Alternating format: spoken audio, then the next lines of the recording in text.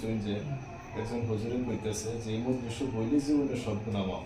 এটা একটা প্রশ্ন না, হাদিসটারে বিকৃত করছে।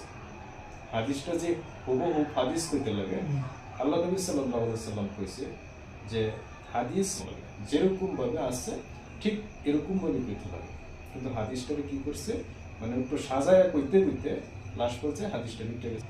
কখন এই যে কইল জীবনের সমস্ত গুনাহ মাফ হয়ে গেছে, তাহলে একজন চুরি করছে, চুরি করা কবিরা গুনাহ, তো চুরি করে মজলিসে বলি তার জীবনে সব গুনাহ মাফ হয়ে যাবে নাকি? না। কতল করছে, কতল করা কবিরা গুনাহ, অনেকজন কতল করে হেরে দিনের মজলিসে বলি কি তার গুনাহ মাফ হয়ে যাবো? বিলকুল না। কোন ব্যক্তি যদি দিনের মজলিসে বওয়ার পরে এই ব্যক্তির জীবনের যত সগীরা গুনাহ আছে, কবিরা গুনাহ, জীবনের যত সগীরা গুনাহ আছে সমস্ত গুনাহ আল্লাহ মাফ করে। এই কথাটা, এই পয়েন্টেই তারা কোনা যে জীবনের সব গুনাহ মাফ না, সব গুনাহ না, কবিরা গুনাহ কোনো সময় মাফ হইতো না তওবা ছাড়া।